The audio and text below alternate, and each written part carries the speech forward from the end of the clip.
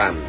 Tapi bagaimana jadinya jika masih ada orang yang dirasuki nafsu untuk menindas dan membunuh manusia lain? Berbeda suku bangsa atau agama tidak menghalangi kita untuk berbuat baik dan bahu-membahu membangun kemakmuran dan kesejahteraan. Karena prinsip toleransi adalah kemanusiaan. Tapi bagaimana jadinya jika masih ada orang yang menggadaikan agamanya demi sebuah toleransi? Padahal bagimu agamamu, bagiku agamaku. Inilah prinsip dalam Islam. Perjuangan untuk menegakkan kebenaran seperti yang dilakukan oleh para nabi pasti dihadang oleh setan, baik dari kalangan manusia maupun bangsa jin. Merekalah musuh yang nyata. Dan perlawanan mereka akan berlangsung hingga akhir zaman. Dengan berbagai cara mereka berusaha memadamkan cahaya Islam. Siapakah musuh Islam sesungguhnya? Dan bagaimanakah akhir pertarungan antara hak dan batil ini?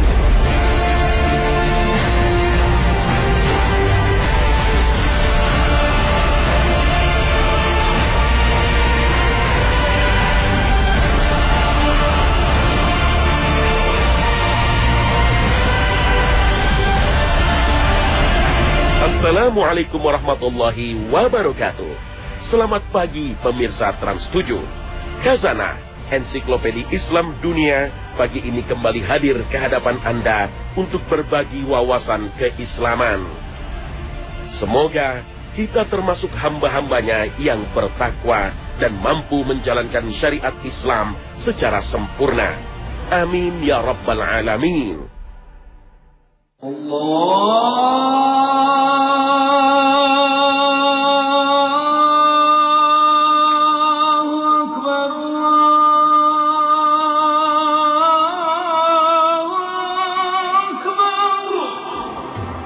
Misi semua nabi yang diutus ke muka bumi mengajarkan tauhid, yaitu mengajak umat manusia untuk menyembah satu Tuhan dan tidak menyekutukannya.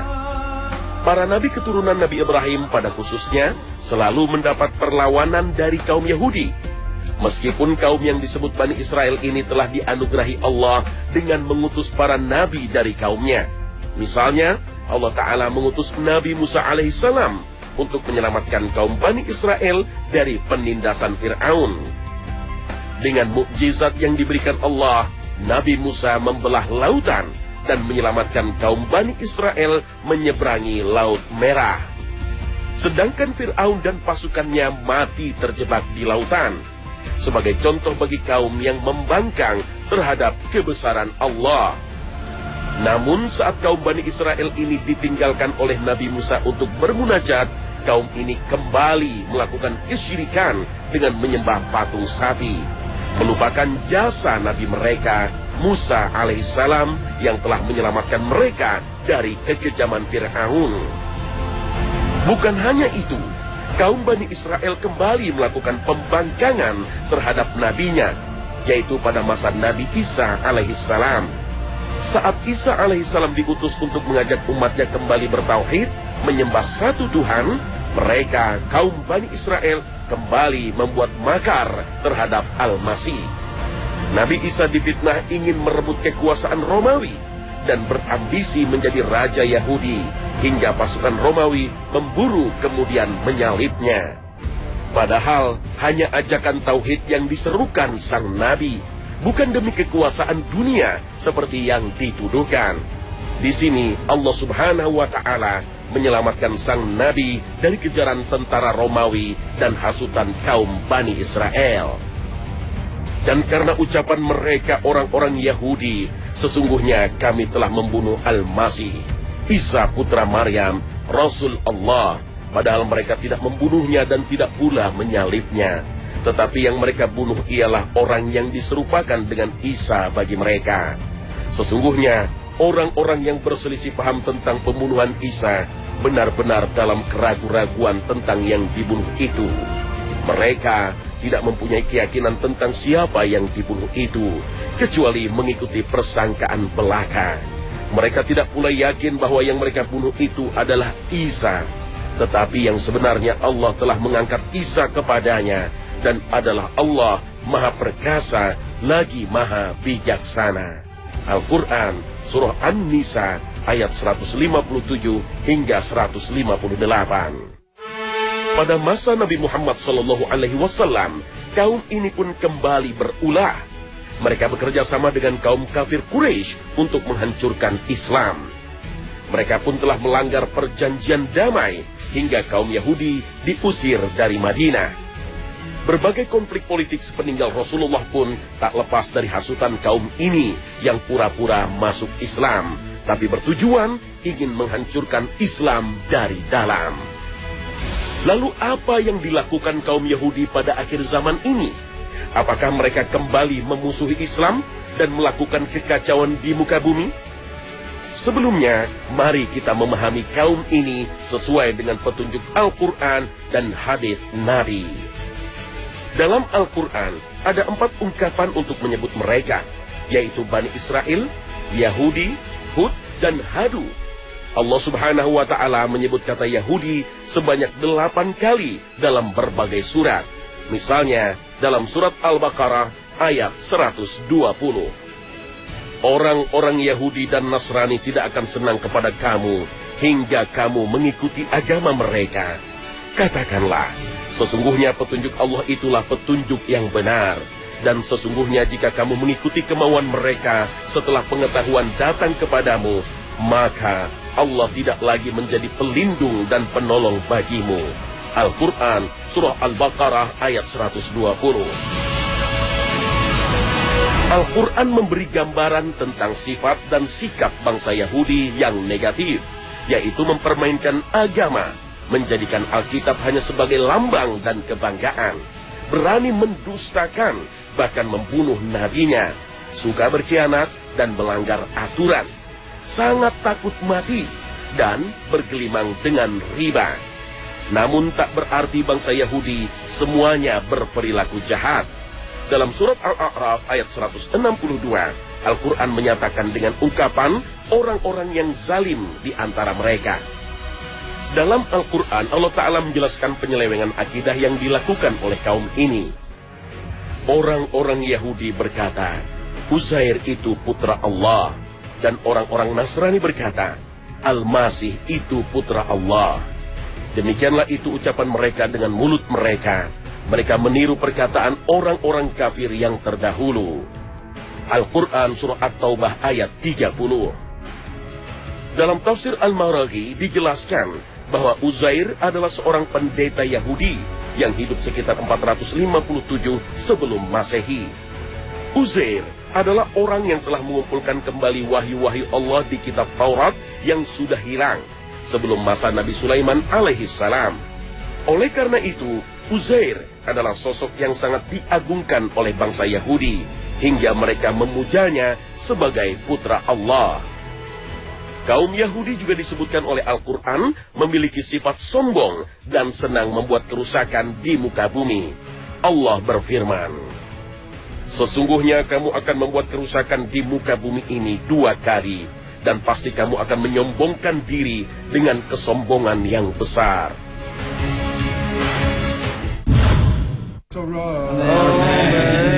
Yahudi tidak sekedar sebuah bangsa, juga sebuah agama. Agama bangsa Yahudi sering dianggap sebagai agama samawi, karena berdasarkan wahyu Allah yaitu kitab suci Taurat yang diturunkan kepada Nabi Musa alaihissalam. Padahal begitu banyak ajaran Nabi Musa yang mereka langgar. Sejarah bangsa Yahudi di Palestina bermula dari hijrahnya Nabi Ibrahim alaihissalam pada tahun 1900 sebelum Masehi bersama pengikutnya dari Babilonia ke Kanaan yang sekarang disebut Palestina untuk menghindari tekanan dari Raja Namrud. Namun, jauh sebelum kedatangan Nabi Ibrahim yang disebut bangsa Ibrani, kawasan ini sudah dihuni oleh bangsa Kanaan, Umuria, dan Filistin.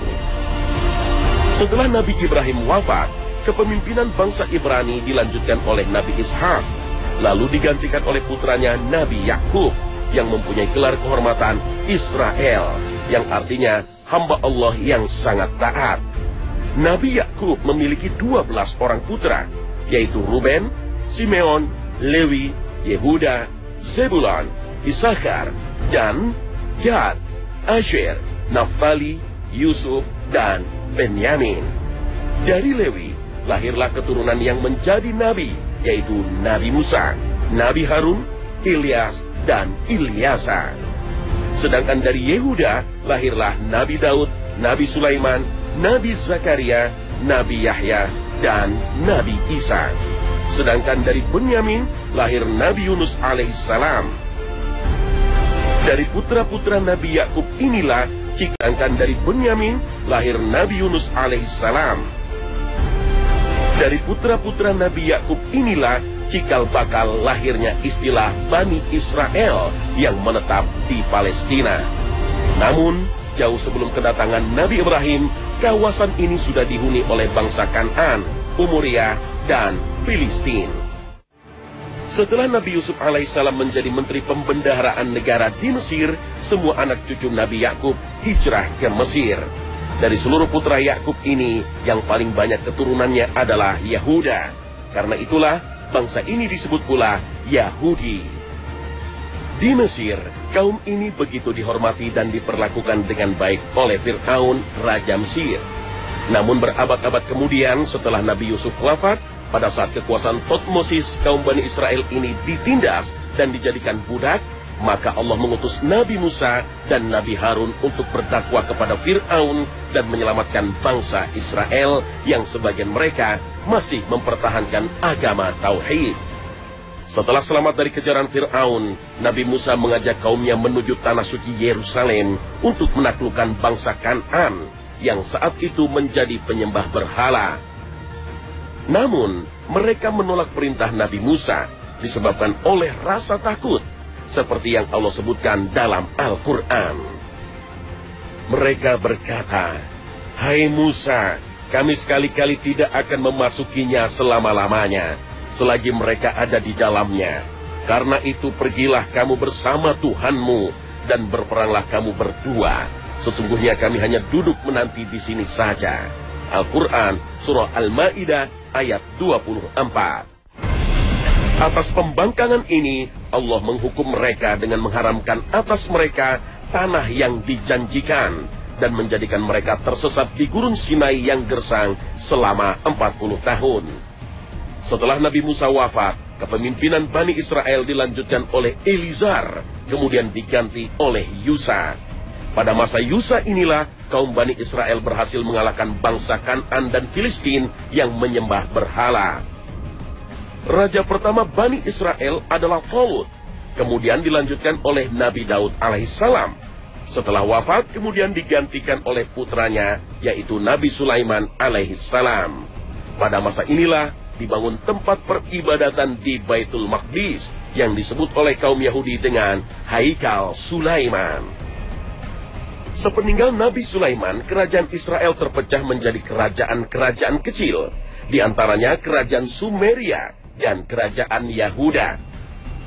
Kerajaan Sumeria hancur setelah diserbu Raja Sargeus dari Yunani, dan kerajaan Yahuda yang berada di Yerusalem takluk setelah diserang Raja Nebukadnezar dari Babilonia, dan kuil Sulaiman pun turut dihancurkan. Bangsa Yahudi ditawan dan digiring ke Babilonia. Sebagian yang selamat melarikan diri ke berbagai penjuru dunia. Sejak itulah para rabi Yahudi selalu meyakinkan kaumnya sebagai bangsa pilihan Tuhan, dan kelak tanah yang dijanjikan Tuhan akan dikembalikan pada mereka. Setelah Islam menguasai Yerusalem pada masa Khalifah Umar bin Khattab, kaum Yahudi kembali mendapat kebebasan untuk beribadah. Mereka hidup berdampingan secara damai dengan kaum Nasrani dan umat Islam. Kebencian kaum Yahudi terhadap Islam karena disulut oleh agenda politik yang dibalut dengan doktrin agama, yaitu Zionisme. Zionisme adalah gerakan politik Yahudi untuk mengajak kaumnya yang berdiaspora di seluruh dunia kembali ke Zion di Yerusalem. Gerakan ini dimotori antara lain oleh Theodor Herzl dengan mengeluarkan doktrin Zionisme pada tahun 1882 dalam sebuah buku Der Judenstaat, artinya negara Yahudi. Kongres pertama Zionisme digelar di Basel, Swiss pada tahun 1897. Kongres Zionisme ini begitu bersejarah bagi bangsa Yahudi, karena 50 tahun kemudian, cita-cita untuk mendirikan negara Israel akhirnya terwujud, meskipun dengan cara biadab, mengusir dan merampas tanah milik bangsa Palestina. Zionisme lebih banyak digerakkan oleh kaum Yahudi liberal dan sekuler. Tak heran ideologi Zionisme ditentang keras oleh kaum Yahudi ortodoks, karena mereka meyakini kembalinya bangsa Yahudi ke Yerusalem secara politik dan kekerasan dianggap telah mengingkari hukum Tuhan. Kembalinya bangsa Yahudi ke Yerusalem secara politik dan kekerasan dianggap telah mengingkari hukum Tuhan. Kaum Zionis begitu sadar dengan mendominasi media massa, industri perfilman dan lobi politik, bangsa Palestina dan bangsa Arab dengan mudah berubah citranya menjadi teroris. Lihat saja berbagai film garapan kaum Yahudi yang sering kita tonton. Bangsa Arab yang identik dengan umat Islam sering dicitrakan negatif. Sebaliknya, bangsa Barat adalah pahlawan. Agenda lainnya disebut Onan.